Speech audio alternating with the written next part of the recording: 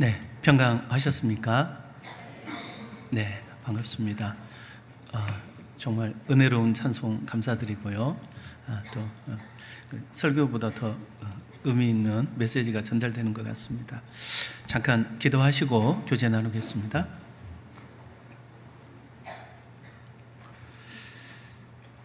저희의 생명의 근원 되시며 예비된 하늘나라 그 영원한 영광의 소망 되시는 거룩하신 아버지 하나님, 감사합니다. 주님이 기뻐하시는 뜻과 그 영원하신 사랑 안에서 우리 인생들을 창조하시고, 비록 죄와 저주로 인하여 모태에서부터 주님을 떠나 살던 저희들이었지만 오직 주님의 그 긍휼하심과 또 자비하심을 나타내실 때 우리를 모든 죄에서 아무 공로 없이 구원하시며 영원한 천국의 자녀 삼아주신 것 진심으로 감사합니다. 우리가 십자가에서 나타내신 그 주님의 놀라운 희생과 대속의 참 은혜를 깨달은 이후 이제 부족하지만 죄와 상관없이 주께 나아갈 수 있는 마음의 담대함을 얻게 되었습니다. 또한 우리에게 부어주시는 그 성령님의 능력과 인도하심 안에서 보이지 않는 하나님을 더욱더 알아가고 또 동행하며 주의 뜻 안에서 성장할 수 있게 됨도 감사합니다. 항상 저희 속에 그리스도의 형상을 온전케 해주시고 또 우리 각 사람을 통해 이루고자 하시는 주님의 온전한 계획을 이루어 주시기를 원합니다. 오늘도 귀한 하루 주일 말씀과 또 교제 가운데 인도해 주시는 은혜 감사합니다. 우리 대구교회 형제 자매님들 참으로 주님의 사랑과 은혜 안에서 더욱더 풍성한 주의 역사를 감당하고 더욱 주변의 많은 분들에게 주의 생명의 복음을 전하며 더욱더 형제 자매의 뜨거운 사랑 안에서 더욱 힘있게 하나가 되는 교회가 되게 도와주시고 또 우리를 통해 이루고자 하시는 모든 주님의 선한 계획들이 온전히 이루어질 수 있기를 원합니다. 이 시간 말씀 앞에 나온 모든 분들에게 함께해 주시고 또 특별히 해외에서 복음을 전하시는 선교사님과 또 동행자들을 위해도 함께 하셔서 오직 주의 온전한 뜻을 드러내시고 또 주의 역사를 더욱 나타내 주옵소서. 모든 것 자비하신 주 성령님의 은혜와 그 인도의 손길에 부탁드리며 저희를 사랑하시는 예수님 이름 받들어 감사하며 기도드리옵나이다. 아멘. 네, 말씀 찾겠습니다. 데살로니가 전서를 찾겠습니다. 신약성경 333페이지입니다. 333이네요. 데살로니가 전서 5장 16절로 18절입니다. 데살로니가전서 5장 16절로 18절 말씀 같이 읽겠습니다. 항상 기뻐하라, 쉬지 말고 기도하라, 범사에 감사하라, 이는 그리스도 예수 안에서 너희를 향하신 하나님의 뜻이니라. 네, 오랜만에 뵙게 되는 것 같습니다. 제가 처음 목회를 경남 양산에서 시작했는데요. 그때는 이제 가끔 대구교회에 찾아뵀었었는데 2008년도인가요? 그때 이후로 이제 처음 이렇게 찾아뵙는 것 같습니다.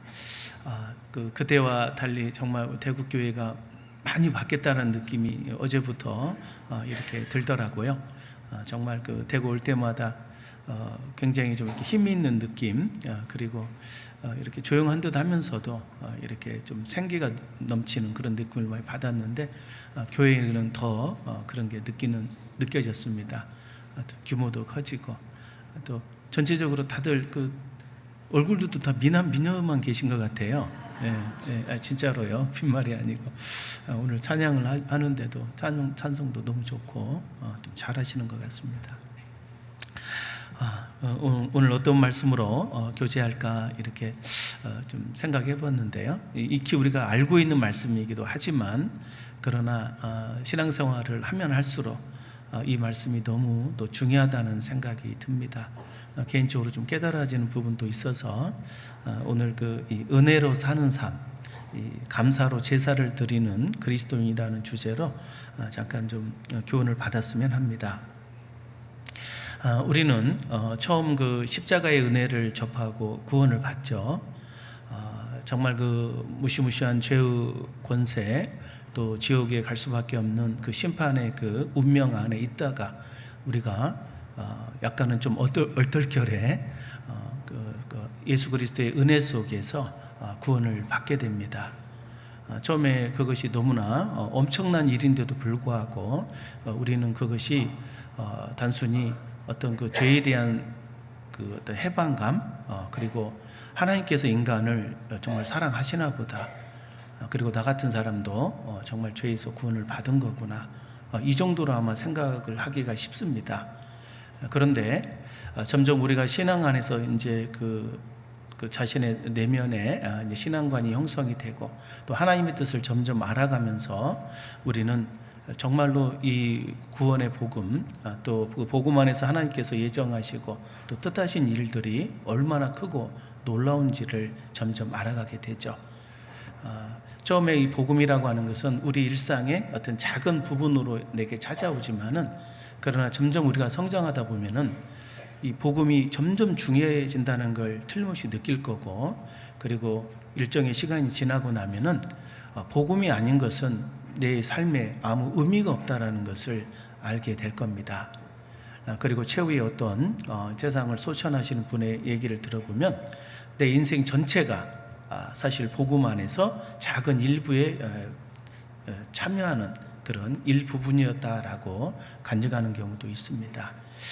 실제 우리가 복음 안에서 점점 하나님의 뜻을 알아가고 또 하나님의 뜻을 알아가는 과정 속에서 내가 하나님 앞에 어떠한 존재이고 정말 나는 이 세상을 어떠한 자세로 살아가야 되느냐, 내 내면 속에 또 실제 내 삶 속에 무엇을 이루어야 가야 되느냐라는 것에 대해서 분명하게 이렇게 알게 됩니다.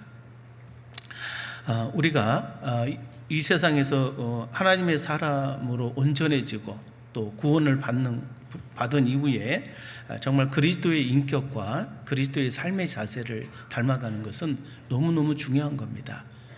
실제 이 성경 전체에서 요구하고 있는 내용이 그냥 구원 이것으로 끝나는 게 아닙니다.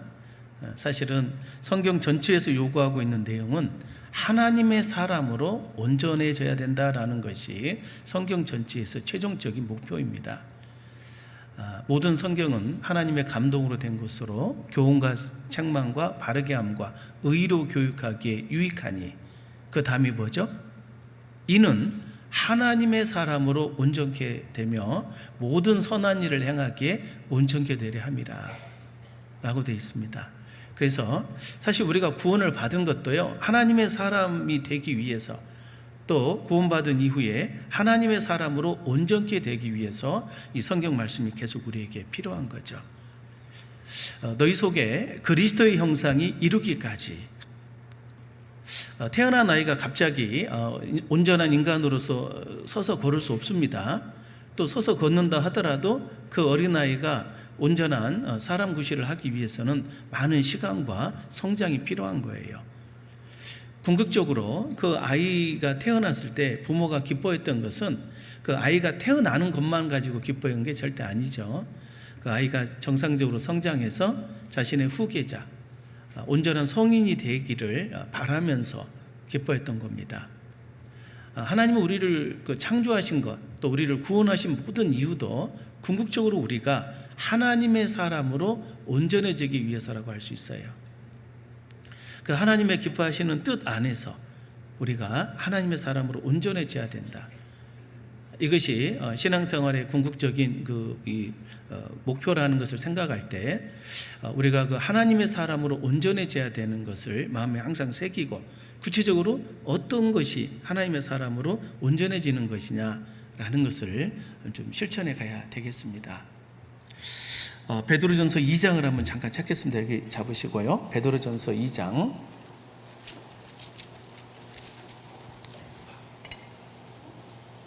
베드로전서 2장 21절입니다. 같이 읽겠습니다. 이를 위하여 너희가 부르심을 입었으니 그리스도도 너희를 위하여 고난을 받으사 너희에게 본을 끼쳐 그 자취를 따라오게 하려 하셨느니라. 예. 우리는 처음 예수님이 누군지도 모르고 또 예수님이 우리를 위해서 무슨 일을 하셨는지도 관심이 없었습니다. 그런데 보통 이제 성경 강연회를 통해서 우리가 성경이 진리라는 걸 발견하고 또 성경에서 말하는 인류의 역사 속에 내 자신의 그 역사와 운명도 발견하게 되죠. 그래서 내가 이렇게 살다 죽으면 끝나는 것이 아니라 죽음 후에 심판이 있고 또 영원한 갈림길에서 지옥으로 갈 수밖에 없는 운명이라는 걸 발견하죠. 그리고 그 운명 하에서 정말 하나님 앞에 이제 어떻게 해야 됩니까? 상한 심령의 기도를 드리게 되고 그리고 하나님께서 우리에게 보내주신 예수 그리스도, 그 예수 그리스도를 통해서 우리가 구원의 복음을 이렇게 믿게 되는 거죠.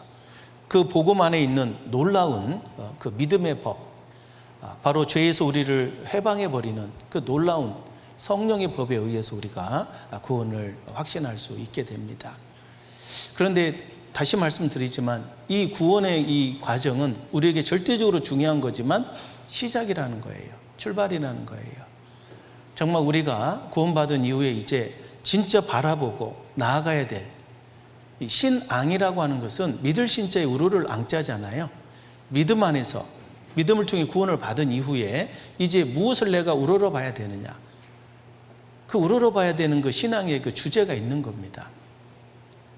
그것이 구체적으로 명확해야 돼요. 이게 명확하지 않으면은 이렇게 하는 것이 신앙생활 잘하는 건가, 이렇게 하는 게 잘하는 건가, 이렇게 생각을 할 수가 있는 건데 실제로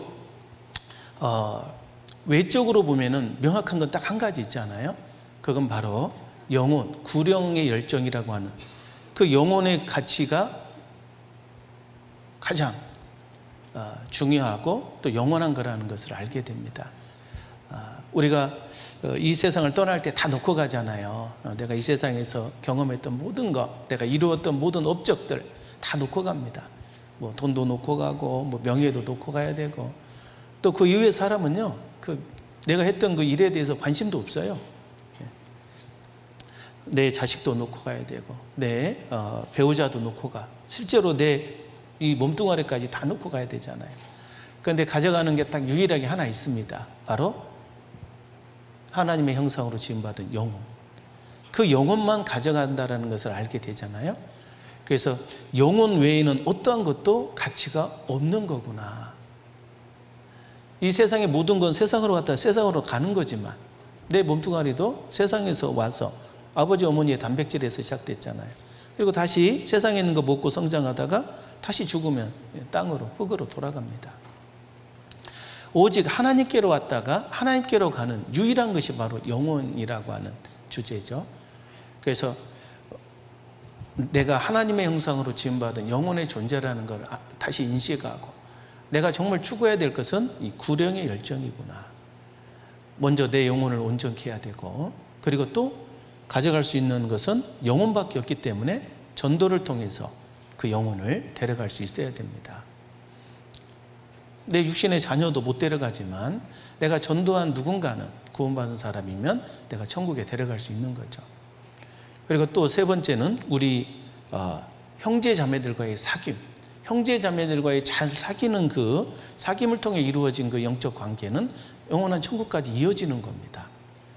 그래서 천국으로 갈 때 가져갈 수 있는 유일한 것은 바로 영혼이라는 것밖에 없는데 그 영혼의 종류가 세 종류가 있다. 바로 내 영혼, 그리고 전도하는 영혼, 그리고 우리 형제자매 사귀는 영혼이 있다라는 걸 깨닫게 되죠. 그래서 그 오직 영혼에 관해서만 그 가치를 분명히 인식하고 그 영혼을 어떻게 하면 내 영혼을 온전케 하며 어떻게 하면 내 주변 영혼들을 구원하고 전도하고 또 어떻게 하면 형제자매를 사귈 수 있는 것인가. 이것이 바로 이제 어떻게 살 것인가라는 주제잖아요. 그 어떻게 살 것인가라는 주제가 바로 교회 생활로 연결되는 겁니다. 그래서 우리가 이제 구원받은 이후에 점점 하나님의 뜻을 이해해가면서 이 구령의 열정이라는 것이 유일한 내가 품어야 되는 열정이구나라는 것을 알게 돼서 먼저 내 영혼을 온전케 하려고 노력하고, 그리고 또 새로운 영혼을 전도하려고 노력하고, 또 우리 형제자매들은 다 왕같은 제사장들이거든요. 천국 가면은 다 나름대로 한 자리씩 하시는 분들이에요. 그래서 그분들을 어떻게 하면 잘 사귈 것이냐, 그런 어떤 사귐에 대해서도 큰 어떤 관심과 어떤 비전을 가져야 됩니다. 그래서 내 영혼, 전도하는 영혼, 그리고 사귀는 영혼이라고 하는 그 세 종류의 영혼에 대해서 깊이 인식하고 그 영혼을 추구하는 분명한 삶의 목적이 이루어져야 됩니다. 그래서 이제 구령의 열정이라고 하잖아요. 영혼을 구원하는 열정. 또 다른 말로 영혼을 추구한다 해서 추구한다고 하는 구령의 열정이기도 합니다. 그래서 오직 데려갈 수 있는 건 영혼밖에 없어요. 그래서 내 영혼을 온전케 하기 위해서 말씀과 기도, 이 생활이 절대적으로 중요한 거고, 또 새로운 영혼을 데려가야지 내 영광이 돼요. 그게 불의의 제물로 친구를 사귀라. 그래야만 없어질 때 저가 영원한 처소로 너희를 영접하리라. 그래서 새로운 영혼을 내가 전도해서 구원받게 하면 천국 가면은 그분이 거할 처소에 내가 영접이 된답니다. 예수님께서 분명히 그렇게 약속하셨어요. 내가 너희를 위하여 처소를 예비하러 가노니 가서 너희를 위하여 처소를 예비하면 내가 다시 와서 너희를 내게로 영접하여 나 있는 곳에 너희도 있게 하리라. 구원받은 모든 사람들은 처소가 하나씩 있습니다. 개인적으로 내 처소가 뭐 천국에 한 20평짜리 아파트 정도 된다. 물론 말할 수 없이 크고 광대하겠지만 어쨌든 내 처소는 조그만해요. 그런데 내가 전도한 분의 처소는 엄청나게 커요. 서울에 있는 롯데월드 아시죠? 123층짜리. 통째로 자기 거야. 그러면 어쩌겠어요? 그분이 이제 내가 그분 댁에 놀러 가면은 내가 당신 때문에 구원받았다고 이리 들어오라고 하면서 거기에 있는 모든 걸 다 영원히 쓸 수 있는 영생 회원권을 아마 끊어줄지 몰라요. 거기 별거 다 있습니다. 뭐 먹을 거, 입을 거, 자는 그 공간까지 다 있어요. 그래서 그런 어떤 엄청난 곳에 우리가 이렇게 영접을 받아서 누릴 수 있다라는 거죠. 그러니까 쉽게 얘기하면 좀 어리석은 표현 같긴 한데, 내가 누구를 한 명 전도하면 천국에 이렇게 내가 거할 어떤 처소가 별장 같은 게 하나씩 생긴다라고 보시면 될 것 같아요. 제가 서울에 이제 강남교구에서 교제를 하는데요. 사람들이 사는 모습, 물론 이제 우리 그 성도분들하고는 약간 다르지만 결국 그 가는 그 마지막 종착이 강남인 것 같아요. 거기서 이제 집 한 채 얻고 거기서 사는 게 꿈인가 봐, 사람들의 모습이. 거기서 뭐 이렇게 이제 실컷 그 얻어놓고 이제 빚 갚을 때쯤 되면 어때요? 놓고 가야 됩니다. 진짜 자기 것이 안 되죠. 그런데 정말 우리가 천국의 그 영원한 처소, 영광의 처소를 생각할 때 그게 영원히 나의 처소고 내가 영원히 그래서 영생을 누린다. 정말 말할 수 없는 좋은 것들이 다 있다. 이건 분명한 사실이다. 이걸 깊이 인식한다면 정말로 그 천국의 처소를 향해서 우리가 더 노력을 해야 됩니다. 그래서 내 자신이 얼마나 그리스도의 사람으로 온전해졌느냐에 따라서 기본적으로 내 처소가 더 온전해질 거고, 그리고 내가 얼마나 사람을 많이 전도했느냐에 따라서 또 많은 처소가 또 확장될 수 있다고 할 수 있습니다. 그리고 또 우리 형제자매를 어떻게 사귀느냐에 따라서 마태복음 10장에 이 소자에게 냉수 한 그릇 대접한 것도 결단코 그 상을 잃지 않는다고 했죠. 우리가 형제자매들을 잘 세워주고 그분이 신앙생활을 잘해서 온전한 영광을 얻을 수 있도록 도와주는 모든 일들은 결과적으로 우리에게 돌아오는 겁니다. 지금 현재는 이렇게 구원받고 신앙생활을 잘 못하는 분들 계실 수 있잖아요. 그분들을 잘 도와주는 거예요. 그래서 그분을 세워주고 영광을 얻게 합당하게. 그래서 그분이 이제 원래 한 30평짜리 아파트에 살 분이었는데 잘 신앙이 성장해서 한 100평짜리로 바뀌었어요. 그러면 그분이 역시 또 그 영광이 이렇게 빛날 때 내게도 돌아오는 게 있다라는 겁니다. 우리는 정말 왕 같은 제사장들이에요. 지금 현재는 별거 아닌 모습이지만, 뭐 집도절도 없고 막 전세로 사는 모습이지만, 그런데 사실은 천국에 가면 엄청난 영광을 받을 존재다. 그러니까 이 형제 자매들을 뵐 때마다 정말 이분이 나중에 어떠한 존재인지를 깊이 인식하고 그분을 좀 잘 대우해 주면 좋을 것 같습니다. 그래서 이렇게 내 영혼, 또 전도하는 영혼, 사귀는 영혼, 그 영혼만이 내가 진짜 추구해야 될 목표다. 그래서 어떤 신앙, 바른 신앙관, 내가 믿음 안에서 무엇을 우러러 봐야 되느냐, 그걸 딱 마음에 정하고 이제 그것을 구체적으로 이루어가는 방법, 어떻게 살 것이냐, 어떻게 하면 내 영혼을 온전케 하고, 어떻게 하면 전도가 잘 되고 전도를 잘 할 수 있고, 또 어떻게 하면 형제자매를 잘 사귈 수 있느냐, 그 방법이 바로 뭐겠어요? 그게 바로 교회 생활입니다. 그러니까 바른 생활관은 바른 교회관이라고 할 수 있어요. 교회를 어떻게 보느냐, 내 영혼을 온전케 하는 거죠. 우리가 회사에서 내 영혼이 온전해지지 않잖아요. 뭐 집에서 TV 보면서 온전해지는 거 아닙니다.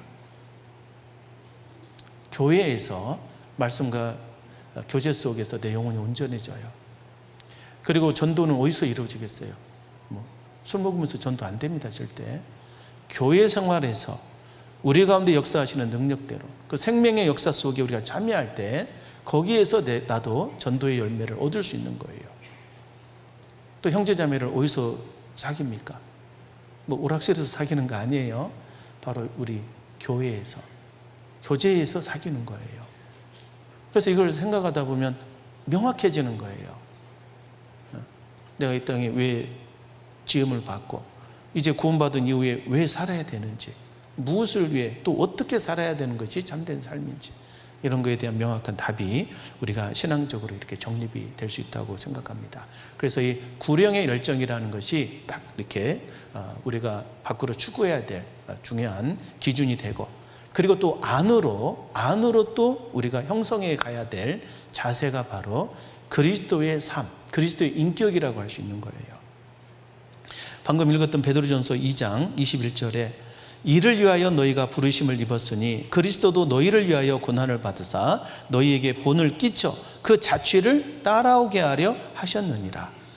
바로 예수님께서 공생의 기간 동안 이 제자들에게 이렇게 보여줬던 모든 삶의 자세들은 실제로 제자들에게 본을 끼치는 거였어요. 그리고 그것으로 끝나는 게 아니라 그 예수님의 자취를 따라오게 하셨다라는 겁니다. 오늘을 사는 모든 그리스도인들은 이 그리스도의 제자가 되어야 됩니다. 이미 제자로 삼아졌어요. 성령께서는 우리를 제자로 삼고 계십니다. 그래서 성령께서 우리를 인도해 가십니다. 스승과 같이. 어떤 사람으로? 바로 그리스도의 삶을 본받는 제자들로 우리를 인도해 가는 거죠. 그래서 우리는 이 그리스도의 사람으로 온전해지기 위해서 그리스도께서 실제로 보여주셨던 그 삶의 모습, 그 자세를 배워야 되는 거예요. 원하든 원하지 않든. 아이들 이렇게 학교 보내면 학교 생활 하잖아요. 어떤 친구는 뭐 재밌게 할 수도 있지만 아마 대부분은 그냥 어쩔 수 없이 그냥 떠밀려서 학교 다닐 겁니다. 처음에는 그 학교 가는 게 싫을 수 있어요. 그냥 하기 싫은 공부하라고 하고. 그러나 부모님이 자녀에게 학교를 가라고 하고 정말 많은 그 희생 속에 학교 생활을 잘 할 수 있도록 돕는 이유는 그것이 자신의 미래에 절대적인 영향을 끼치기 때문에 그런 겁니다. 대학을 졸업해보면 알거든요. 이럴 줄 알았으면 좀 더 공부 열심히 할 것. 괜히 쓸데없는 거에 시간 낭비해서 그 학창시절 다 잘못 보내잖아요. 천하의 범사가 기한이 있고 모든 목적이 이룰 때가 있다. 사실 우리 그리스도인들은요, 구원받은 이후에 이 세상을 어떻게 봐야 되느냐. 이 세상은 우리가 잠시 머물다가 하나님의 사람으로 온전케 되는 학교 생활이라고 보는 것이 가장 이제 지혜롭다고 생각합니다. 이 세상은 하나의 학교인 겁니다. 우리가 하나님의 사람으로 온전케 되기 위해서 경험하고 배우고 또 반드시 갖춰야 되는 그런 어떤 신령한 그 자세들, 신령한 가치들이 있어야 된다는 거예요. 그것을 온전히 갖추지 못한다면 졸업하고 나서 문제가 발생해요. 정말 졸업 전에 완전한 자격을 갖춰서 뭐 대학 들어가면 뭐 국가 자격증 같은 게 있잖아요. 그 자격증이 있어야지 인정을 받는 거예요. 그래서 그 하나님 앞에 그 온전한 그 자격이 인정받는 그 모습이 필요한데, 바로 그리스도께서 우리에게 남겨주신, 또 우리에게 배우라고 하시는 그 자취를 따라오라고 하시는 그 모습이 크게 세 가지가 있습니다. 아마 다 아실 겁니다. 첫 번째는 그 섬기는 자세예요. 섬기는 삶. 마태복음 20장 28절에 인자가 온 것은 섬김을 받으려 함이 아니라 도리어 섬기려 하고 자기 목숨을 많은 사람의 대속물로 주려 함이라. 우리 그리스도인으로서 반드시 이 세상에서 배워야 되는 삶의 자세, 그건 바로 섬기는 삶, 섬기는 자세입니다. 그러니까 이 세상은 보면요, 섬김 받으려는 사람과 섬기려는 사람으로 나눠져요. 사실 세상이 복잡한 것 같아도 말씀을 곰곰이 이렇게 묵상하다 보면 단순합니다. 사람들은 크게 두 종류예요. 그죠? 남자 아니면 여자예요. 다른 종류 있습니까? 없습니다. 영적으로는 어때요? 거듭난 사람 혹은 거듭나지 못한. 마태복음 25장에 양 아니면 염소입니다. 분명히 두 종류예요. 그리고 양과 염소의 그 기질을 딱 보면은 바로 예수님의 그 삶 속에서 그대로 보여주고 있는 내용이에요. 섬기려는 사람과 섬김을 받으려는 사람으로 나눠져요. 섬김 받으려는 사람이 염소들이죠. 섬기려는 사람이 바로 양과 같다고 할 수 있어요. 예수님은 양이었습니다. 섬기는 존재였어요. 그래서 섬기는 것이 예수님께서 우리에게 보여주신 삶의 자세고 따라가야 되는구나, 이렇게 받아들이면 섬기는 것이 그렇게 부끄러운 일이 아닙니다. 근데 세상은 절대 섬기라고 안 가르쳐요. 꼭 반대로 가르칩니다. 섬김 받으라고, 상대를 누르고 막 다스리라고. 근데 예수님께서 우리에게 보여주신 건 절대 그런 모습이 아니었어요. 인자가 온 것은 섬김을 받으려 함이 아니라. 그래서 섬기는 삶이 첫 번째 우리가 기억해야 될 그리스도 예수님의 삶의 모습이고, 두 번째는 바로 이 사랑하는 삶. 이 염소들은요, 사랑 받으려고 해요, 항상. 근데 양은 사랑하는 삶을 살아야 됩니다.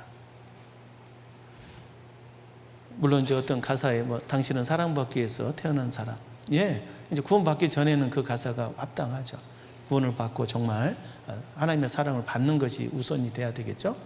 그런데 구원받은 이후에 삶의 자세는 사랑받기 위한 삶이 아닙니다. 사랑하기 위한 삶이에요.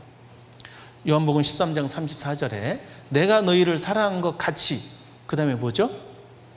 너희는 서로 사랑하라라고 되어 있어요. 받으라고 안 되어 있고. 그러니까 사랑하는 삶입니다. 그러니까 생각을 이렇게 바꾸면은 삶의 자세가 명확해져요. 아, 사랑하는 삶이구나. 받으라고 한 게 아니잖아요. 그런데 이제 계속 사랑받는 것을 생각하다 보면 이 염소 기질로 점점 바뀌는 거예요. 항상 원망과 불평과 마음에 안 들어 뭐든지. 근데 사랑하는 삶을 살아야 된다. 실제 우리는 하나님의 사랑을 받았거든요. 또 그 사랑이 우리에게 있거든요. 사랑하려고 하면은요, 사랑이 진짜 솟아나요. 희한해. 그 여성분들이 임신하기 전에는 젖이 안 나오잖아요. 근데 아이가 태어나면 어때요? 젖이 나옵니다. 희한합니다. 씨를 심는 자에게 뿌릴 씨와 또 먹을 양식을 주시는 분이라고 되어 있어요. 뭘 하려고 하면 하나님께서 그걸 주신과 동시에 그 이상의 것을 주십니다. 정말로 구원 안 받은 사람이 억지로 정말 그 진리 안에서 살지 못하는 사람이 사랑하려고 하면 불가능하죠. 그건 안 될 겁니다. 그런데 정말 하나님의 사랑을 알고 또 그 사랑 안에서 사랑의 의미를 조금이라도 이해하신 분들은 사실 사랑하는 게 가능하거든요. 그래서 사랑하는 삶이 맞는 겁니다. 받는 삶이 아니고. 그래서 구체적으로 사랑한다는 게 뭐냐? 고린도전서 13장에 말하고 있는 사랑은 뭡니까? 오래 참고로 시작해서 뭘로 끝나요? 모든 것을 견디느니라. 15가지 다 외우시죠? 사랑은 오래 참고, 사랑은 온유하고, 투기하지 않고, 자랑하지 않고, 교만하지 않고, 무례행치 않고, 자기의 유익을 구치 않고, 성내지 않고, 성내지 마세요. 악한 것을 생각지 않고, 불의를 기뻐하지 않고, 진리와 함께 기뻐하고, 그리고 모든 것을 참으며, 모든 것을 믿으며, 모든 것을 바라며, 모든 것을 견디느니라. 이게 사랑이라고 돼 있어요. 이게 결론이 뭐냐? 15가지 외우기도 어려운데 시작과 끝만 잘 기억하시면 돼요. 오래 참고로 시작해서 뭘로 끝납니까? 모든 것을 견디느니라. 아, 사랑은 참고 사는 거구나. 이 개념을 생각하시면 딱 맞을 것 같아요. 젊은 우리 학생들은 사랑 얘기하면 뭐 필링 아닌가? 이렇게 생각할지 모르겠는데 필링 아닙니다. 물론 필링도 있어요. 필링도 있지만 그러나 근본적으로 사랑은 오래 참는 겁니다. 세상에서는 절대 안 배우잖아요. 뭐 어디서 우리가 참고 살아라는 말 배운 적 있습니까? 절대 안 배웠던 거예요. 너는 할 수 있어. 뭐 네 멋대로 해. 뭐 개성이 어쩌고. 안 참습니까? 그래서 요즘은 툭하면 뭐 제멋대로 해요. 뭐. 개는 사랑해도 사람은 안 사랑해요. 희한해요. 개똥은 치웁니다. 근데 사람이 뭐 버린 쓰레기는 안 치워요. 이상한 시대가 돼버렸어요. 이 사랑이 뭔지를 모르는 시대입니다, 지금. 사랑은 오래 참고로 시작해서 모든 것을 견디는 거예요. 하나님이 우리 인간에게 대하는 사랑이 바로 그 사랑입니다. 하나님이 우리 인간들 볼 때 뭐 필링이 느껴질까요? 벌레인 사람 구더기인 인생이랴. 여러분 구더기 보고 야 예쁘다 좀 키워야 되겠다 이런 느낌 가지세요? 사랑이 뭔지를 우리는 사실 모릅니다. 그런데 이제 하나님께서 어떤 뜻 안에서 잠깐 경험을 하게 하시죠. 이제 학교 생활하면서 우정이라는 그 필리아라는 사랑을 경험하게 되고 나중에 이제 결혼을 앞두고 또 어떤 생리적인 어떤 그런 그 능력도 주시는 거지만 뭔가 그 에로스라는 강렬한 fall in love with라고 하잖아요. 풍덩 빠져버리는 그런 어떤 강렬한 에로스도 경험하게 되고 그래서 결혼하고 나면 이제 자식을 낳으면서 자식을 보는 그 넓은 깊은 또 참는 그 사랑을 이해하게 돼요. 바로 스토르게라고 하는 그 부모의 사랑을 경험하게 됩니다. 다 경험해봐야 돼요.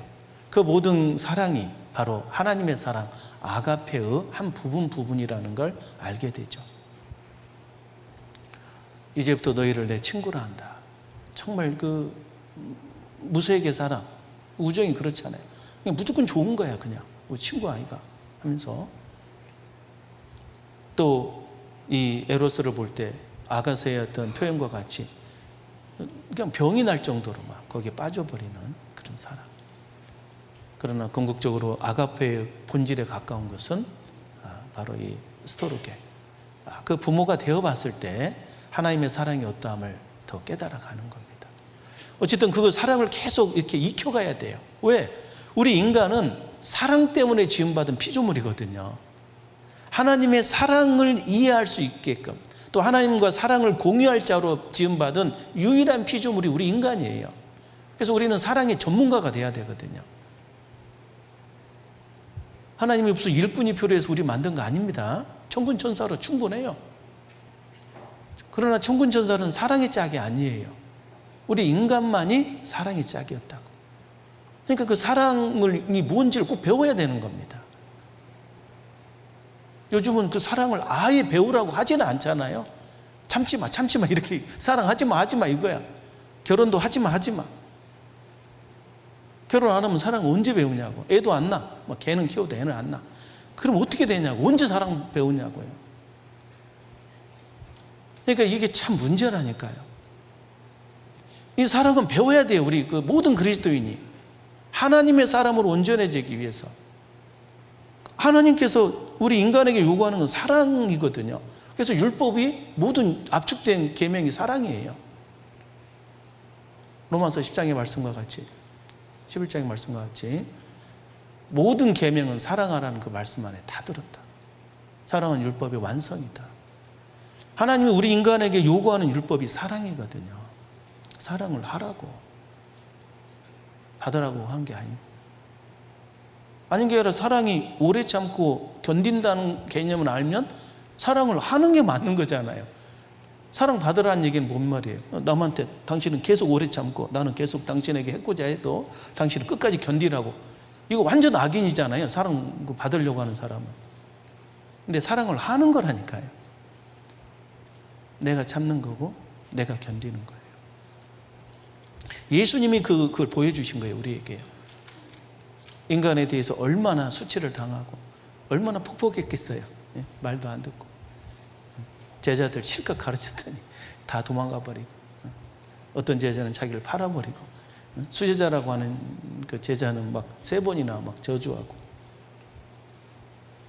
근데 다 끝까지 사랑한 겁니다. 자기를 찌르는 군병까지. 그래서 사랑이 뭔지를 곰곰이 이렇게 생각할 때마다 예수님이 보여주셨던 그 사랑하신 삶, 내가 너희를 사랑한 것 같이, 그걸 깊이 생각해야 되겠어요. 그리고 3번째, 또 예수님이 우리에게 보여주신 그 삶의 자세가 오늘 말씀의 주제입니다. 서론이 정말 길었네요. 바로 은혜로 사는 삶이죠. 구체적으로 감사로 사는 삶. 사실 은혜로 사는 삶이 뭘까? 참 추상명사는 개념을 잘 잡아야 됩니다. 은혜로 산다라는 게 뭘까요? 어렵죠. 아까 본문 다시 보겠습니다. 베드로전서 5장입니다. 베드로전서 5장 16절 18절 같이 읽겠습니다. 항상 기뻐하라, 쉬지 말고 기도하라, 범사에 감사하라. 제가 방금 뭐라고 했습니까? 베드로라고 했습니까? 죄송합니다. 데살로니가전서 5장. 아니, 왜 안 따라하시나 했습니다. 데살로니가전서 5장 16절로 18절 본문입니다. 본문. 본문 다시 읽겠습니다. 항상 기뻐하라, 쉬지 말고 기도하라, 범사에 감사하라. 이는 그리스도 예수 안에서 너희를 향하신 하나님의 뜻이니라. 예, 너희를 향하신 하나님의 뜻이다. 이 성경에 하나님의 뜻이다라고 표현된 말씀이 있으면요, 이건 반드시 해야 되는 겁니다. 너희는 마음을 새롭게 함으로 변화를 받아 하나님의 선하시고 기뻐하시고 온전하신 뜻이 무엇인지 분별하도록 하라. 이 하나님의 뜻이라고 언급된 그런 표현들은요, 정말 십계명 못지않게 중요한 그 계명들이에요. 사실 이 세상에서 온전한 것은 하나님의 뜻밖에 없습니다. 또 이 세상에 선한 것도 하나님 뜻밖에 없어요. 또 하나님이 우리를 인정해 주는 것, 받아주는 것도 역시 하나님의 뜻만을 받아주세요. 하나님의 선하시고 기뻐하시고 온전하신 뜻으로 되어 있잖아요. 하나님의 선하시고, 하나님의 뜻만이 선하다는 뜻입니다. 기뻐하시고, 또 영어 성경 보면 acceptable로 되어 있어요. 하나님이 수용하시는, 그건 하나님의 뜻만을 수용한다는 얘기예요. 가인의 제사를 하나님 안 받아버린다니까요. 아벨의 제사만 받으셔요. 왜 이렇게 수고했는데 안 받냐고. 하나님의 뜻이 아니니까. 그러니까 죽으라고 신앙생활 하면서도 이렇게 하나님의 뜻이 아닌 것에 시간 보내는 분은 나중에 큰 손해를 당할 수 있습니다. 인정을 못 받는 거예요. 억셉터블이 안 되는 거예요. 그래서 하나님의 선하시고 기뻐하시고, 또 3번째 온전하신 퍼펙트, 완전한, 그것은 하나님의 뜻밖에 없어요. 그 하나님의 뜻은 이것이 너희의 거룩함이다. 이런 말씀도 우리가 꼭 기억해야 될 말씀이고, 그리고 오늘 본문 말씀, 항상 기뻐하고 쉬지 말고 기도하고 범사에 감사하라. 이것이 그리스도 예수 안에서 너희를 향하신 하나님의 뜻이라. 그리스도 예수 안에서라고 딱 또 이렇게 수식어가 붙을 때는 더 엄정한 말씀입니다. 반드시 갖춰야 될 거예요.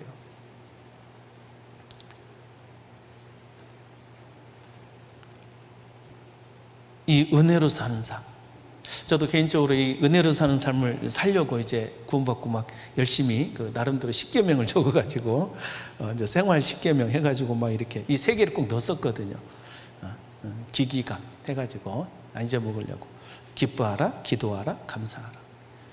근데 이게 하려고 하면 할수록 이게 쉽지는 않습니다. 이게 실제 우리는 이거 하려고 하면 할수록 이게 얼마나 어렵다는 걸 알죠. 효도를 하려고 하면 할수록 내가 얼마나 불효자라는 걸 깨달아가듯이 우리가 이 계명을 지키려고 하면 할수록 나는 왜 이렇게 반대로만 행하는지 이런 느낌이 들어요. 여러분 이거 잘 행하고 계셔요? 항상 기뻐하고 쉬지 말고 기도하고 범사에 감사합니까? 합니까? 오히려 이걸 하려고 하면 할수록 저녁에 이제 하루를 돌아보는 기도를 할 때마다 이 계명을 놓고 생각하면은 오늘 하루도 왜 이렇게 우울하게 살았는지, 그리고 항상 원망과 불평하면서 하루를 보냈구나, 이런 생각이 많이 들어요. 어떠신가요? 물론 이제 대국교회 분들은 많이 성장하셔서 저보다 낫겠지만 저는 참 그런 생각이 많이 들었습니다.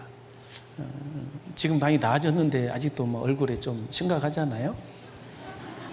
옛날에 제 자매가 항상 당신 얼굴 보면 심각이 써 있다고. 심각 써 있대. 뭐가 그렇게 근데 실제로 그러더라고요. 제가 있을 때 이렇게 가끔 이렇게 거울을 보거든요. 보면은 뭔가 우울해, 얼굴이. 막 눈빛도 막 그렇게 처져 있고. 항상 우울하라. 혼자 있을 때 가만히 하는 행동이 그래. 우울해. 뭔가 막 오늘 안 좋던 일들 고민하고 이게 아닌데 하고. 또 이제 생각하다 보면 어때요? 어떤 나를 힘들게 했던 것만 생각이 나. 누군가 그 사람 원망스럽고 불평스럽고, 그렇죠? 어떤 교회에서 봉사를 할 때도 마찬가지일지 모르겠어요. 좋은 마음으로 봉사를 나갔는데 이렇게 아무도 안 오셨네. 나 혼자 있고 갑자기 그냥 우울감이 다가오고, 뭐야 그렇게 얘기했는데 나를 조장으로 보는 거야, 나를 구역장으로 보는 거야. 원망과 불평이 나오고, 일을 하다가도 어때요?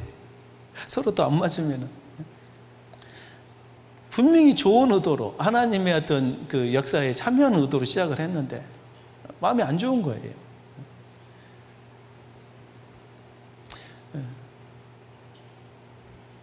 저도 어떤 집회 같은 거 있을 때 그냥 몇 달 동안 기도를 하고 했는데 그냥 아무도 안 오셔요. 아무도 안 오셔요. 그냥 교구 집회인데 교구에서 한 명도 안 와. 다른 데서 이렇게 한두 명 이렇게 인도해 오신 거예요. 그럼 괜히 우울한 겁니다. 근데 나중에 이것이 큰 하나님 앞에서 잘못됐다는 걸 깨닫게 됐어요. 왜 우울하지? 왜 감사하지를 못할까? 우울할 일이 아니거든요.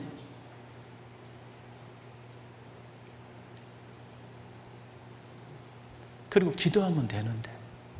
물론 만족스럽지 못한 게 많겠죠. 이 세상은 악한 전에 처해 있고 이 세상은 어둠이기 때문에 그냥 여기저기 불편한 게 많아요. 가려고 해도 이렇게 뭔가 장애물이 많아요. 불편한 건 분명히 있어요. 그런데 기도할 수 있고, 그죠? 기도할 수 있는데, 그리고 무엇보다도 왜 감사를 안 할까? 범사에 감사라고 되어 있잖아요. 사실 이 오늘 말씀의 주제, 은혜로 사는 삶을 좀 더 구체적으로 표현해 보면 감사하는 삶입니다. 한번 따라해 볼까요? 은혜로 사는 삶, 감사하는 삶. 예, 감사하는 삶이에요. 감사하는 삶이 은혜로 사는 삶인데 그걸 잘 안 해요, 우리가. 항상 우울하라, 쉬지 말고 원망하라, 범사에 불평하라. 그게 우리의 모습 아닌가요? 솔직히. 혼자 있을 때 잘 보시라고. 어떤 모습인가? 밝고 즐겁고 막 감사합니까? 그런 분 계시면 참 좋겠어요. 구역 모임하고 집에 누가 찾아올 때는 좀 밝아지지. 그죠? 우리 자매님들도 뭐 남편 집에 오면 얼굴 밝아요? 그냥 좀 전까지 뭐 인상 쓰던 거 그대로 막 더 인상 쓰고 힘들다고. 근데 옆에서 누가 손님이 찾아오면 얼굴이 확 밝아지죠? 그거 희한해요. 왜 그런지 모르겠어요. 분명히 마음속에서는 이 감사하는 것이 예의다, 감사하는 게 당연하다, 이런 것이 있는데 실제 우리는 잘 안 해요, 이 감사를. 그래서 저도 이게 참 제 자신이 그런 것 같더라고요. 어떻게 해야지, 왜 이런 기질이 있지? 왜 이런 것이 내 그냥 본 모습일까? 근데 예수님도 그랬을까요? 진짜 폭포한 걸로 말하면 예수님이 가장 폭포하시죠. 안 그래요? 이 땅에 죽기 위해서 오신 분이 어디 있어요? 그리고 예수님은 모든 것을 다 누렸던 분이고 모든 것을 하실 수 있는 분인데 아무것도 할 수 있는 게 없는 것 같잖아요. 인자는 머리 둘 곳도 없다. 아니, 아무리 노숙자도요, 머리 둘 곳은 있어요. 안 그래요? 예수님은 머리 둘 곳이 없대요. 누가 예수님의 마음을 알아줘요?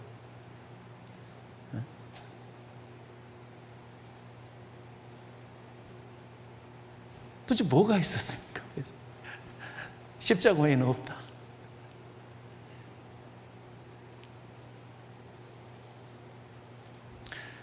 마음도 답답하고, 그죠?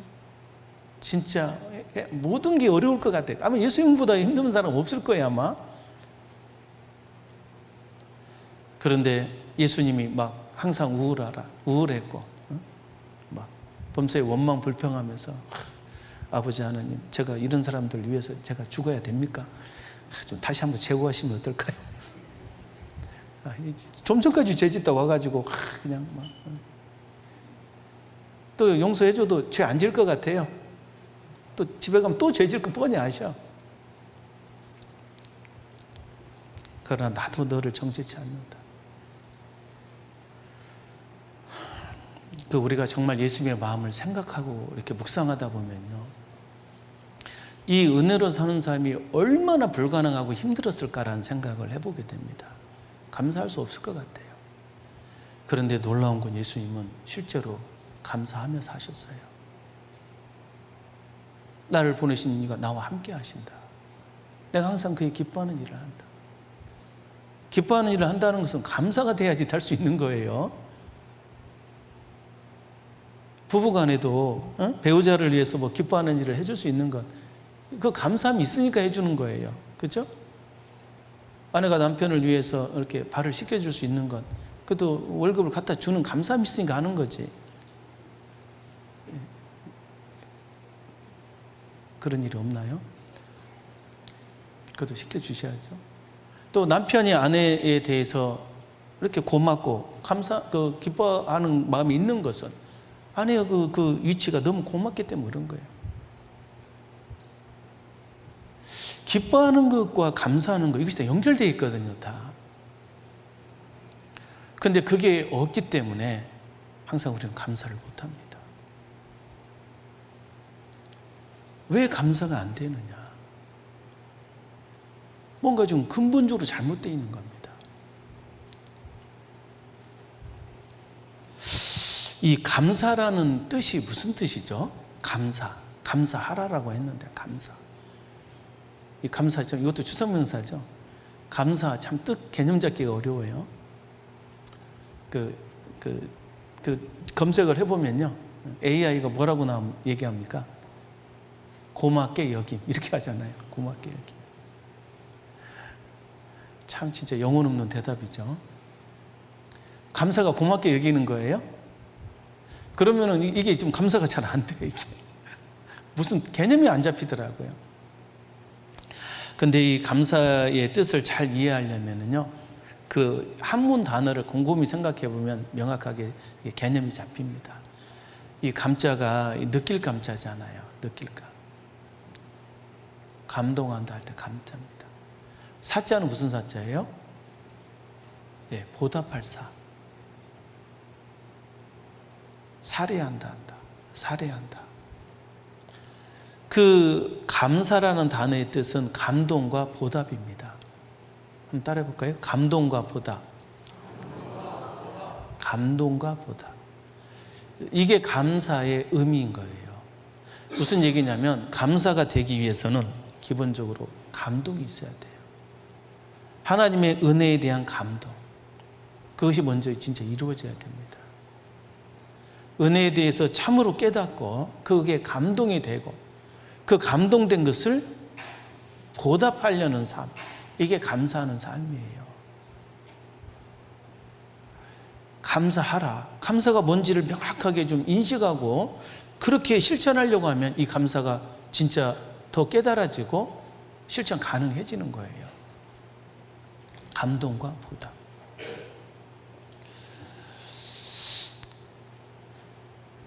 이 감사가 왜 안 되느냐? 첫 번째가 감동이 없어서 그래, 감동. 그래서 자기에게 있는 모든 것들이 이게 그냥 밋밋해. 원래 있는 거예요. 배가 고픈 사람에게는 그 작은 것 하나도 그렇게 크게 감동이 오는데 배부른 사람에게는 아무리 진수성찬을 차려줘도 감동이 안 와요. 그러면 그 차려준 사람이 잘못된 거예요? 그걸 받는 사람이 뭔가 때를 잘못 맞춘 거예요? 받는 사람이 뭔가 잘못된 거예요. 식사 자리가 있어서 이렇게 초대를 했으면 밥을 안 먹고 가야죠. 밥을 먹고 가면은 그 식사 자리가 고역이죠. 우리가 어떤 이 감동의 자세가 필요한 거예요. 그 감동을 받기 위한 거. 그렇죠? 저도 이제 이렇게 감사에 대해서 깊이 묵상을 하고 왜 내 자신은 감사가 없을까? 왜 감동이 없을까? 이걸 곰곰이 생각하다 보니까요. 내가 정말 하나님의 은혜를 모르고 살고 있구나. 하나님의 은혜라는 것이 못 느껴지게 그냥 살고 있었던 거예요. 끊임없이 내게 엄청난 진수성찬을 주시는데 나는 왜 그렇게 배가 부른지 하나도 그것이 입맛이 안 당기는 거예요.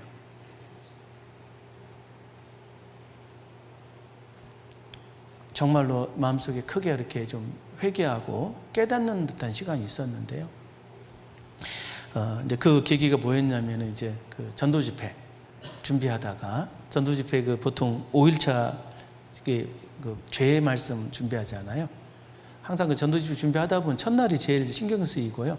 그리고 이제 두 번째가 죄의 말씀할 때 두 번째 신경 쓰입니다. 그리고 마지막 복음 전할 때 신경 쓰이고 하는데 이 사람들이 이게 자기가 하나님 앞에 죄인이라는 걸 깨닫게 해야지 구원을 받잖아요. 하나님이 구하시는 제사는 상한 심령이라. 사실 하나님의 증거도 중요하지만요. 정말로 자기가 하나님 앞에 죄의 문제가 명확히 깨달아지지 않으면 구원이 하나의 그냥 이론에 불과해요. 그러니까 은혜가 은혜로 안 받아들여집니다.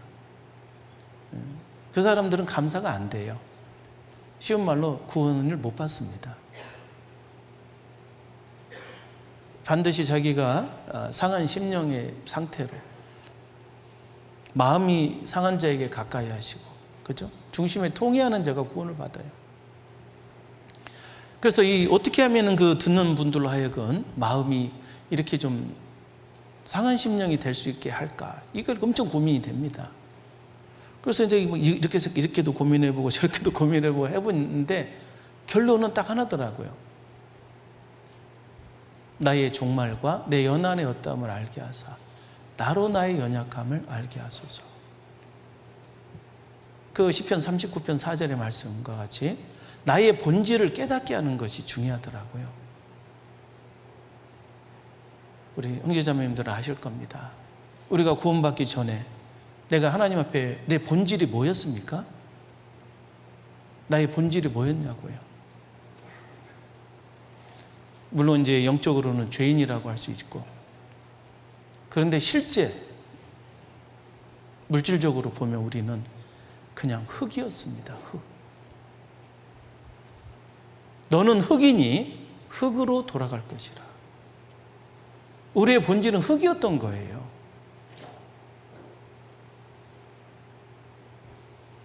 시편 103편을 한번 보겠습니다.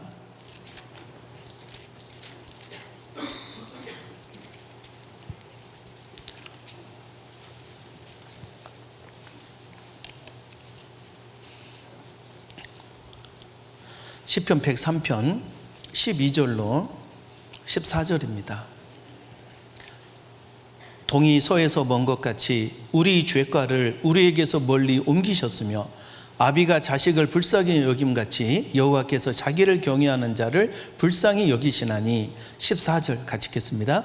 이는 저가 우리의 체질을 아시며 우리가 진토임을 기억하심이로다.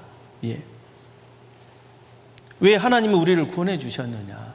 우리를 긍휼히 여기셔서 그래요. 불쌍히 여기셔서.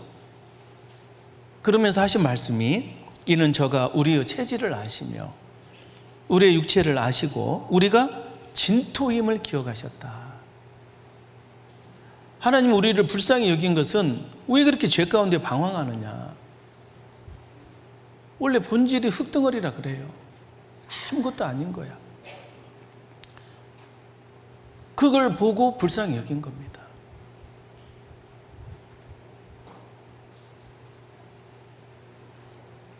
진실로 우리 개개인은 나의 본질이 진토라는 것을 잘 생각해 봐야 돼요. 너는 흙이니 흙으로 돌아갈 거라. 물론 영혼에 대한 얘기를 생각하면 또 다른 의미가 있지만 일단 우리의 실체 말이에요.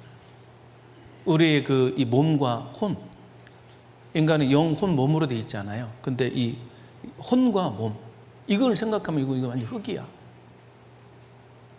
그 속에 이제 영만 고군분투하고 있는 거예요. 영은 고군분투하고 있는데 실제로 우리의 본질은 혼과 이 몸은 흙이라고요. 짐승같이.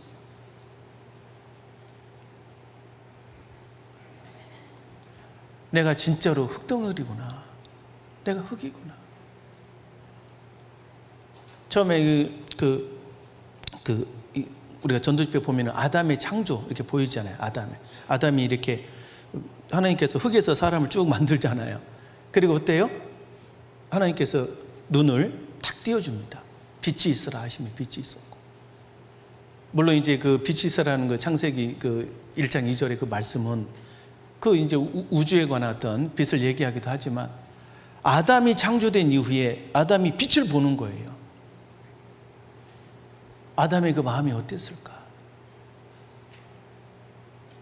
여러분 잘 생각해 보세요. 이 흙은 어떤 용도입니까? 흙의 용도가 뭐죠? 하나님은 흙을 이렇게 쭉 창조하셨을 때 흙의 용도는 그냥 바닥재입니다. 바닥재. 짐승들이 다니면서 그냥 밟고 다니는 바닥재. 그죠? 충격 덜 하라고. 그러니까 원래 흙은 밟히는 게 자신의 본분이에요. 자신의 본분. 그리고 또 뭡니까? 오물 같은 거. 그런 게 있으면 덮어주는 역할이 흙입니다. 지금이야 이렇게 다른 거 있지만 옛날에 다 흙으로 덮었어요. 안 그래요? 똥 싸고 뭘로 덮습니까? 흙으로 덮어요. 시체 생기면 썩어가면 뭘로 덮어요? 흙으로 덮어요.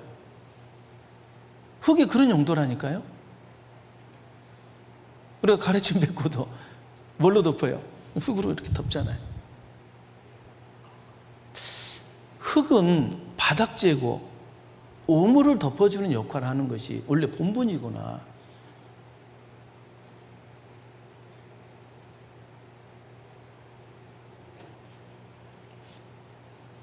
우리가 하나님 앞에서 흙이라는 걸 잘 생각해 보셔야 돼요.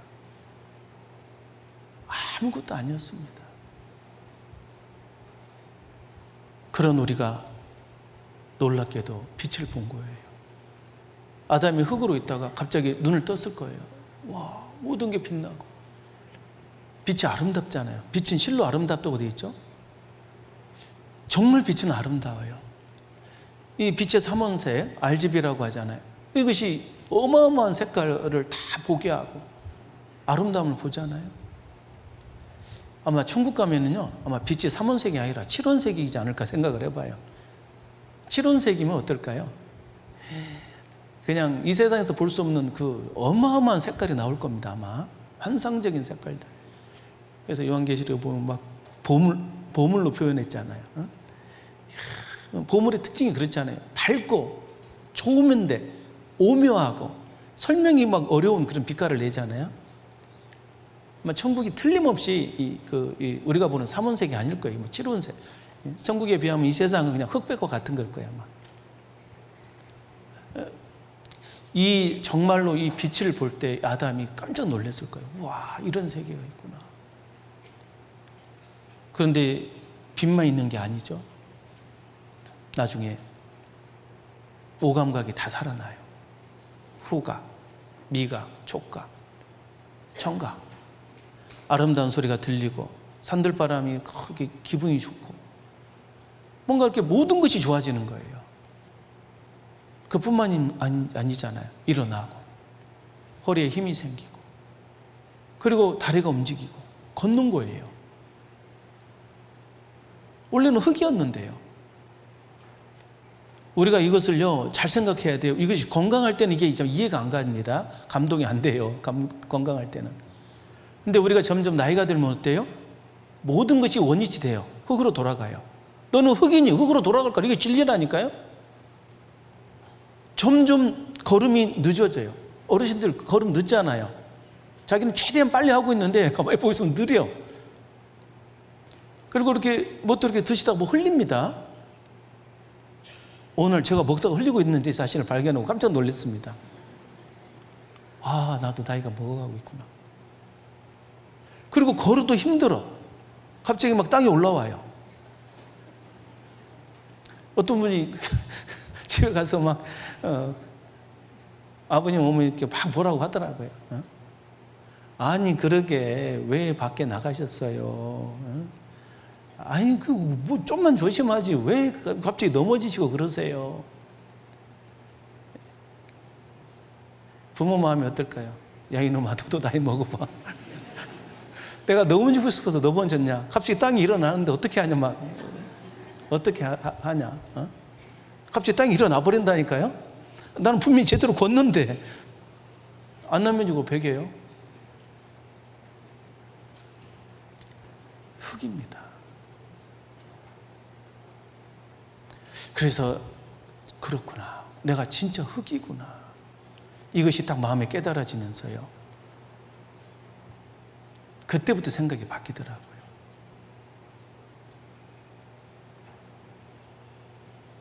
모든 것이 하나님이 주시는 은혜였어요.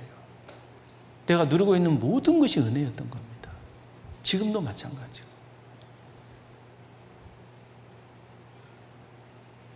내가 현재 상황 속에서 겪는 모든 것들, 그렇죠? 뭐 설교한테 뭐 졸고 있고 해도 이제 별로 지금은 별로 이렇게 우울하지 않습니다. 옛날에는 우울했거든요. 이거 계속 설교를 할 수 있을까 말까. 우울하지 않아요. 한국에라도 듣는 분이 계시니까 얼마나 감사해요.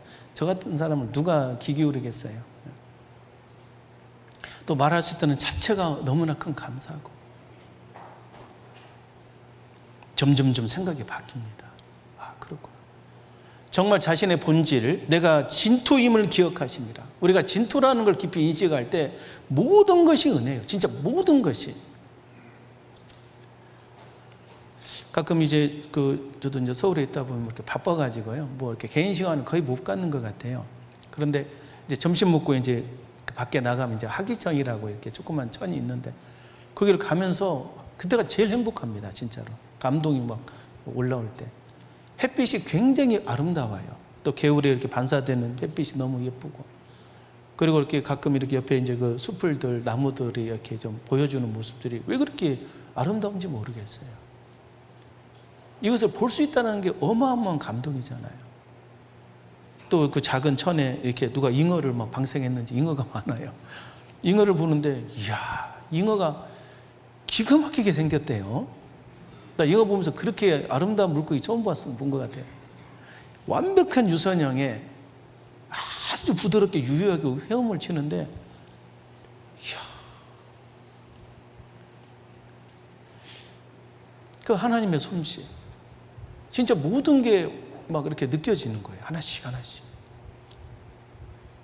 그때부터 진짜 마음에 감사가 되더라고요. 이 감사의 첫 출발이 감동이에요. 감동. 이 감동이 있고 그 다음에 이제 감동만 받고 좋다 끝이 아니라 보답하려고 하는 게 그게 감사입니다. 이 사자가 보답할 사자예요. 실제 신앙이 성장하면서요, 점점 깨달아가는 게 감입니다. 느낄 감. 은혜가 점점 깨달아져요. 그리고 이 은혜가 깨달은 사람이 이제 하고 싶은 게 뭐냐? 자연스럽게 보답하려고자 하는 열망이 생기는 거예요. 그게 감사하는 삶입니다. 감동을 통해 느끼고 그 감동을 어떻게 할까? 이 주체할 수 없는 감동을, 그걸 보답하려고 하는 것이 그게 감사하는 삶이에요. 감사하는 삶이라는 게 그겁니다. 시편 116편을 보겠습니다. 시편 116편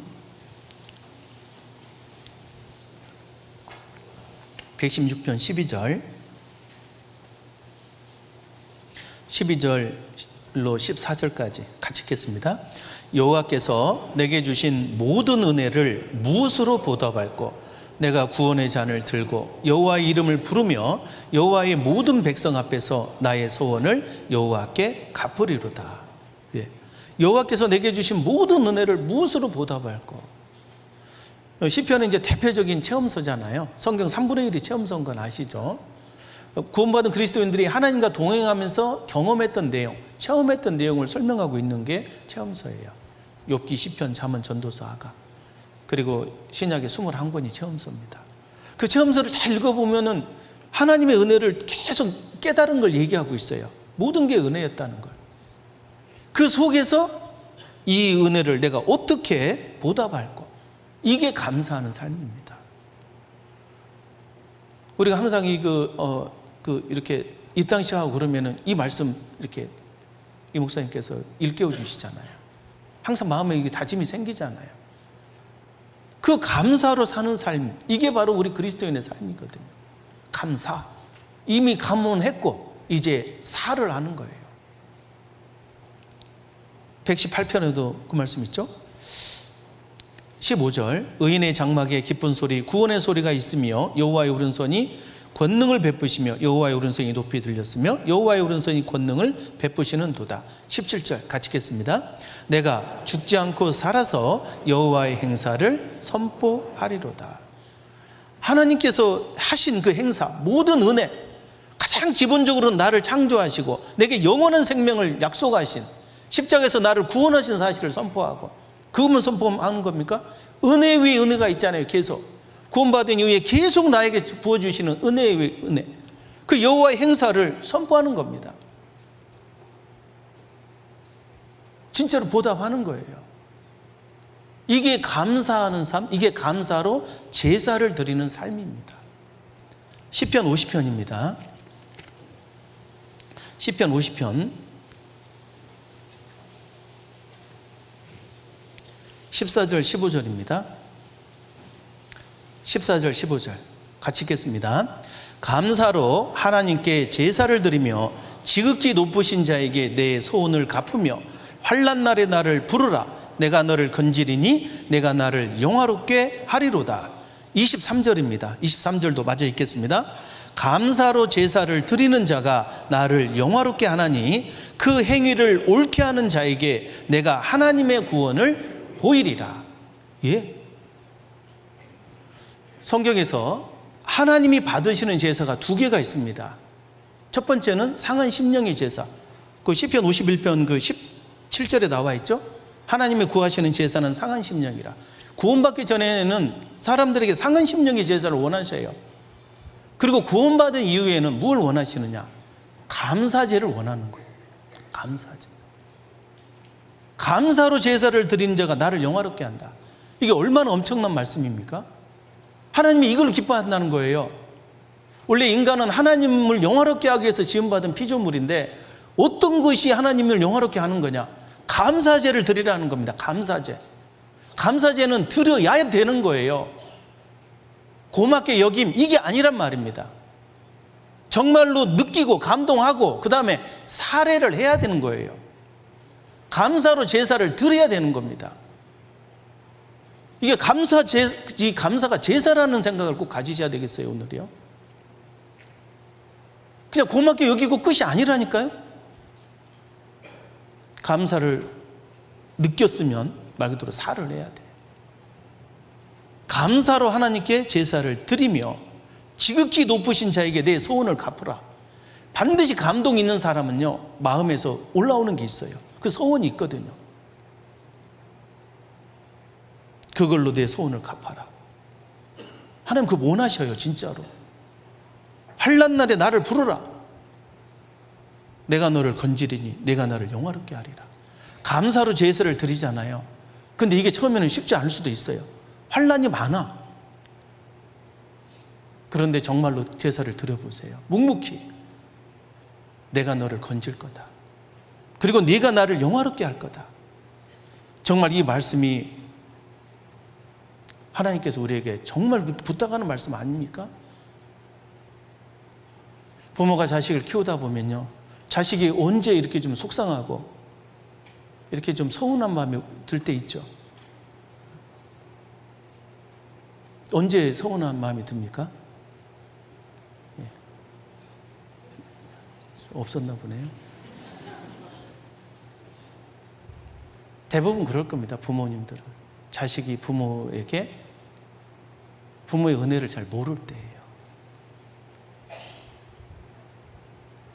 부모에게 감사하지 않을 때, 그때 부모로서 굉장히 서운합니다. 물론 부모는 자식을 사랑하기 때문에 얘가 뭐 잘못되고 그러면 서운한 마음보다는 불쌍한 마음이 앞서 일단. 그래서 자식에 대해서 별로 서운한 마음은 거의 안 듭니다. 불쌍한 마음이 들지. 그런데 서운할 때가 있어요. 자식이 부모의 은혜를 잘 몰라. 해주신 게 뭐예요? 막 이러면서. 야, 이놈아, 너한테 지금 피와 살을 줬는데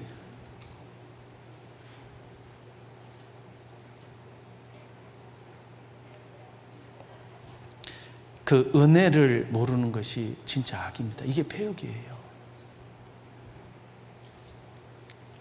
왜 우리가 하나님 앞에 왜 악인이라는 표현이 있는지 아세요? 감사를 안 해서 그래요. 로마서 1장에도 보면은 저희가 하나님께 대하여 감사치 않냐며, 감사치 않는 게 그게 큰 악입니다. 우리는 하나님께 감사제를 드려야 되는 사람입니다. 그리고 드리셔야 돼요.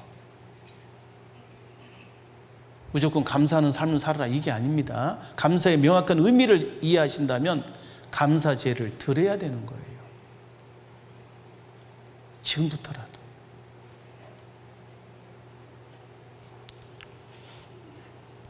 베드로전서 2장을 보겠습니다.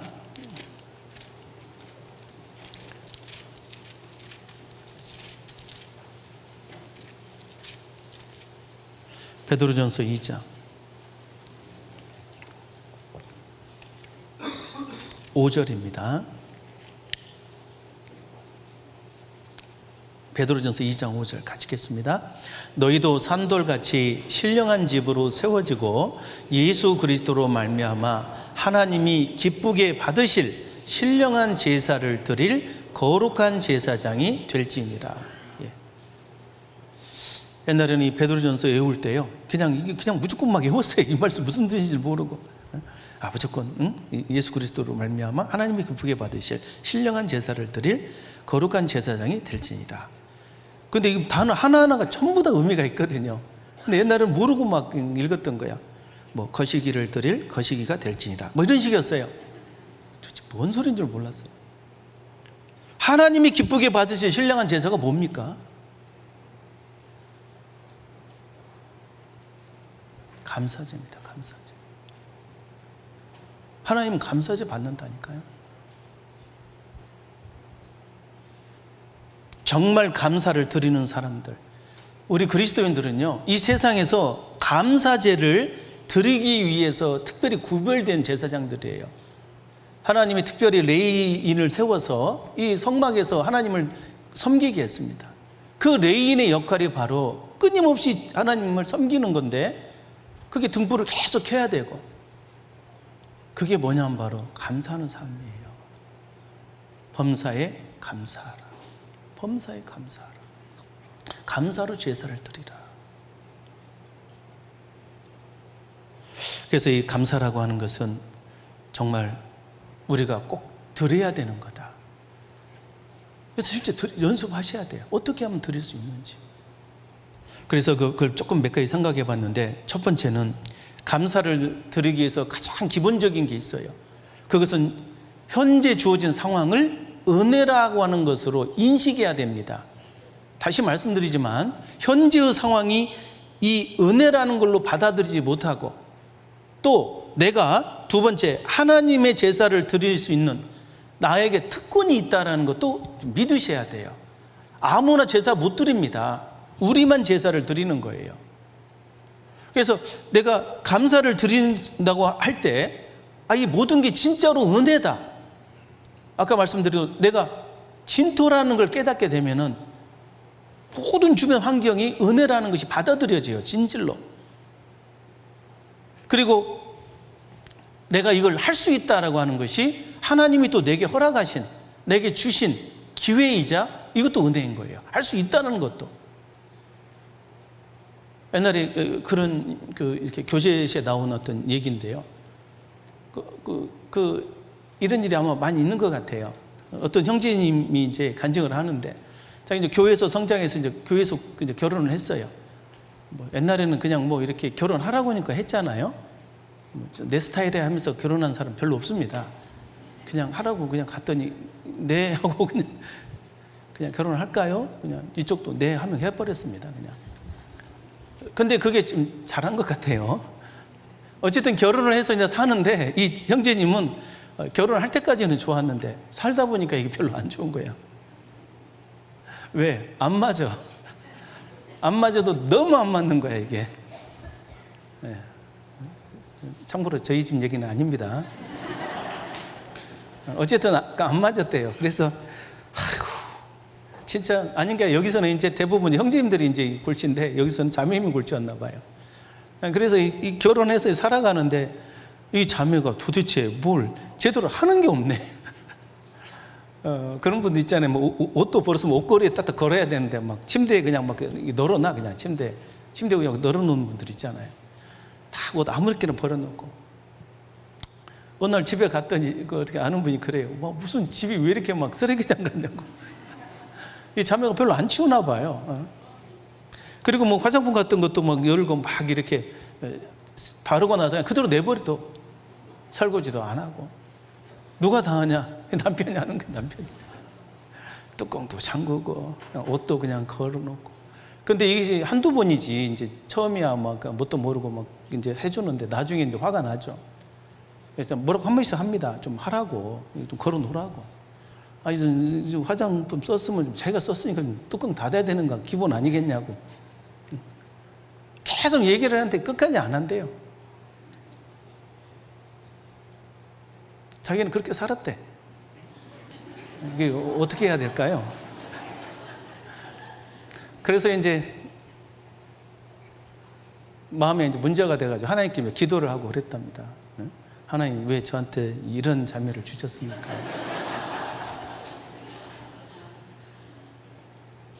근데 화가 나니까 이제 점점 말이 이제 거칠어지죠. 보면 오늘 또 여전히 그렇구나. 막 이거 하라고 막을 쓰고 이제 못할 말도 하고, 뭐를 훈련시켜도 당신보다 낫겠다고. 그래서 막 이렇게 뭐라고 했대요. 근데 역시 안 고쳐진대요. 가지고 이제 어느 날 이제 10년 넘게 살다 보니까 이제 심각하게 고민이 되는 거예요. 내가 이거 계속 결혼 생활을 해야 되나, 이거. 지금이라도 또 죄악의 길로 가야 되나 고민을 하고 있는 거예요. 그래서 그날 또 이제 다시 이제 막 화가 나는데 이제 억누르고 말씀을 들은 게 있으니까 또 곰곰이 이제 기도를 하고 있었대요. 하나님, 지금 어떻게 해야 됩니까? 하면서 이제 진짜 심각하게 이거 살아야 됩니까? 말아야 됩니까? 이런 생각을 하고 있는데 정말 그 신기한 느낌 같은 게 있었대요. 갑자기 그냥 뒤통수 한 대 딱 맞는 느낌, 뭔가 딱 생각이 드는데, 야 이놈아, 그래서 내가 너한테 붙여줬지. 이 얘기가 들렸다는 거예요. 이 여자는 내가 안 도와주면은 죽게 생기겠다 이거죠. 이거 사람 구실을 못하는 거죠. 근데 처음에는 왜 이런 자매를 저한테 주셨습니까? 뭐 저한테 왜 이렇게 고난을 주십니까? 뭐 이런 생각으로 기도를 했는데 하나님께서 한 대 때린 거예요. 야 이놈아, 그러니까 너한테 붙여줬지. 그때 이것이 뭔가 이렇게 기분 나쁘게 다가오는 게 아니라 깨달음으로 다가왔답니다. 이게 그렇구나. 이 여자는 내가 안 도와주면은 잘 못 살 자매구나. 아무것도 못 할 것 같구나. 그 생각이 딱 드는 순간 그것이 이제 도와주기 시작했대요. 그러니까 아무 불평이 없어지는 거야, 마음에. 좀 전까지만 해도 원망과 불평 이런 마음이었는데 그냥 이렇게 받아들여지는 거예요, 이게. 그렇지. 그래도 결혼 안 하고 있는 것보다 옆에 있을 수도 낫잖아요. 어쨌든 밖에 나가면 이렇게 뭐 가오는 살잖아요. 옆에 누가 있으니까. 죄송합니다. 그래서 어쨌든 있으니까 감사하잖아요. 집에서는 어쩔지 몰라도. 그래서 이제 그런 생각을 들으면서 하나님 앞에 이제 그게 생각이 든 거예요. 그렇구나. 하나님이 그래서 나한테 붙여준 거구나. 그래서 이제 묵묵히 이제 그걸 자기가 이건 내가 해야 될 일인가 보다 하면서 이제 하기 시작했대요. 그런데 이게 기적이 발생한 거예요. 갑자기 아내가 행동이 바뀝니다. 깜짝 놀라는 거죠. 나중에 이제 들은 얘기인데 그래요. 이 자매님이 하신 말씀이 그래요. 어떻게 이렇게 좋아졌냐고. 그랬더니 옛날에는 자기는 원래 그 좀 부유한 집에 살아가지고 치운 적이 없대요. 항상 어머니가 알아서 다 치웠고 누가 치워주고 막 그랬대. 그래서 뭐 그냥 그게 일상이었대. 그냥 옷 벗어놓고 던져놓고 막 설거지도 안 하고 밥 뭐 굳이 해야 되나 뭐 버리면 되지 뭐. 그런 사람 있잖아요. 뭐 이렇게 네이 같은 거 한 번 입고 버려버리고 막 이런 분들. 그러니까 빨래 안 합니다. 그런 거. 예. 그래서 뭐 그런 식으로 살았는데 괜히 결혼했더니 막 너무 불편하다는 거야. 남편이 이거 해라 저거 해라. 그리고 어차피 다시 쓸 거 왜 뚜껑 왜 잠그냐고. 그냥 쓰면 되지. 근데 이제 계속 남편이 뭐라고 하니까 이제 막 짜증나고. 그래서 그래도 한 번씩 그냥 들어줄까. 이제 구원 받았으니까. 이제 하도 그냥 말씀해서 뭐 남편 순종하라고 하니까 말씀 들어주려고 하는데 갑자기 막 화를 내고 막 뭐도 당신보다 낫겠다고. 그러니까 막 화가 다시 나가지고 하려다 말고. 자매가 그런 식으로 살았대요, 계속. 근데 어느 날 갑자기 형제가 조용해지더라는 거예요. 묵묵히 그냥 뭘 하고 있는데 처음에는 왜 저러고 있나 싶었답니다. 근데 가만히 보니까 누구 때문에 하고 있는 거예요? 자기 때문에 하고 있는 거예요. 그러니까 갑자기 이제 마음에서 형제가 불쌍해 보인다는 겁니다. 저 사람 원래 저런 거 할 사람이 아닌 것 같은데 자기 때문에 계속 그러고 있어. 이 자매가 이제 형제가 불쌍한 마음이 들다 보니까 자기가 하기는 싫지만 원래 본성은 그게 아니지만 했답니다. 그러면서 이제 해지는 거예요, 이게. 그렇게 해서 바뀌었대요. 이런 비슷한 일들이 많습니다, 사실은요. 그래서 부부관계도 그걸 깨달으면서 이제 진짜로 부부가 되어 가잖아요. 하나님이 짝지어 주신 거예요. 그러니까 너한테 이걸 줬지. 가끔 우리가 감사가 안 되는 게 그런 거거든요. 어떤 환경을, 왜 저한테 이런 환경을 주셨습니까? 오늘 봉사해야 되는데 왜 저만 있고 아무도 안 왔습니까? 그러니까 너를 리더로 세웠지, 이놈아. 그렇구나. 혼자라도 하는 거예요. 생각이 바꾸는 겁니다. 모든 것을 감사로 받아들이는 거예요. 그래서 내게 주어진 환경을 그대로 받아들여요. 하나님이 주신 겁니다. 모든 것은 진짜로 아무리 힘든 거지만. 옛날에 그 참혹한 시절을 보냈던 우리 믿음의 선배들이요, 믿는다는 이유 때문에 다 죽어갔잖아요. 자기 자식들 죽어가고. 어떤 분은 카타콤에서 자기 자식이 죽으니까 막 얼마나 절규했겠어요. 햇빛을 못 봐서 죽은 거예요. 믿는다는 이유 하나 때문에. 하나님 앞에 얼마나 마음이 원망하는 마음이 안 들겠습니까, 솔직히? 근데 그분들이 막 하나님 원망하고 막 밖에 뛰어나와가지고 믿음 포기했습니까? 아니에요. 그걸 받아들일 수 있는 믿음, 그건 감사만이 가능한 거예요. 어떤 환경을 그대로 받아들이는 겁니다. 누가 나를 때려도, 심지어 어떤 환경이 뭐 전쟁이 난다든가 정말 그런 일이 없어야 되겠지만 극단적인 상황이 벌어진다 하더라도 그걸 감사할 수 있어야 됩니다. 왜? 원래 우리는 흙이었거든. 원래 흙은 뭐 폭탄 터질 수도 있어요. 누가 뭐 흙 속에다 폭탄 집어넣고 실험할 수도 있다고. 아무나 지나가다 침 뱉을 수 있고 아무나 지나가다 똥 쌀 수 있어요. 다 덮어야 되는 게 흙이라고. 원래 흙은 그래요.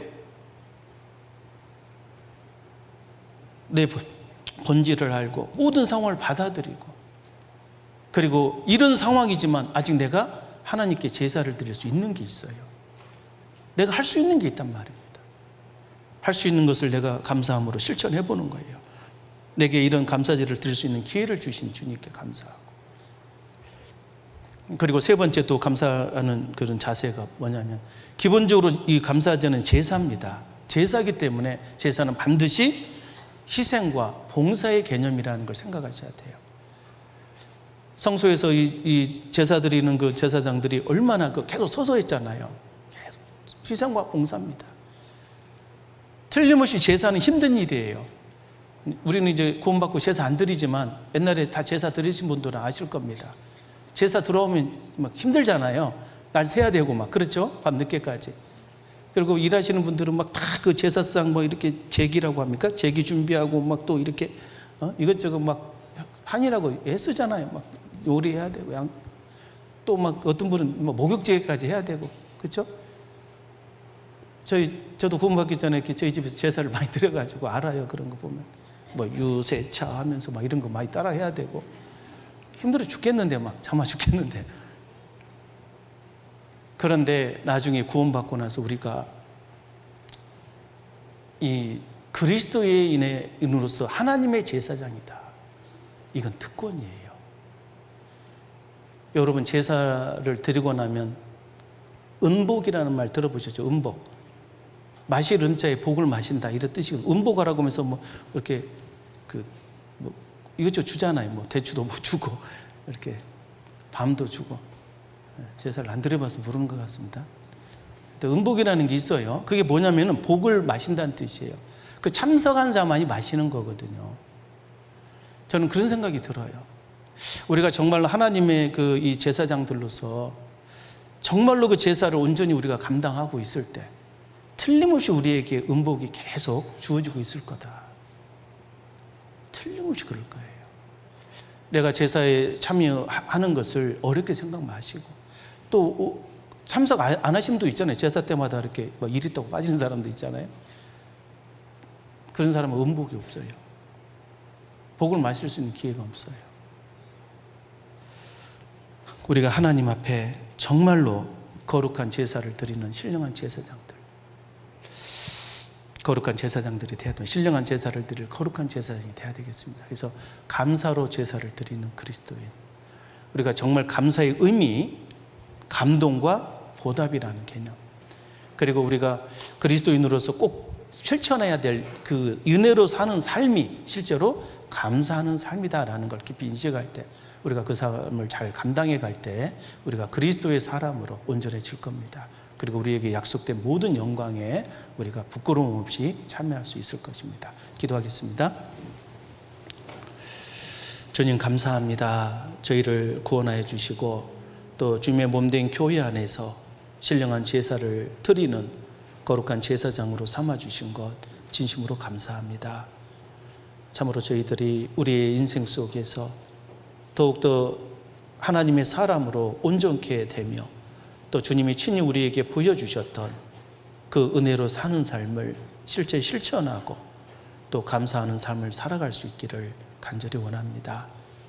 진정 우리에게 주신 모든 것이 감사하며 또 우리에게 남겨져 있는 모든 삶이 감사하며 무엇보다도 우리에게 약속된 영원한 천국의 영광들 주님께서 주실 줄을 믿고 또 감사합니다. 우리가 이 세상에서 어떤 어려움이 있더라도 항상 주님 앞에 감사의 자세를 잃지 않게 하시고 또 이를 통해 주님을 더욱 영화롭게 하는 참된 제자의 삶이 되게 도와주옵소서. 모든 것 자비하신 주 성령님의 은혜와 그 인도의 손길에 부탁드리며 저희를 사랑하시는 예수님 이름 받들어 감사하며 기도드리옵나이다. 아멘.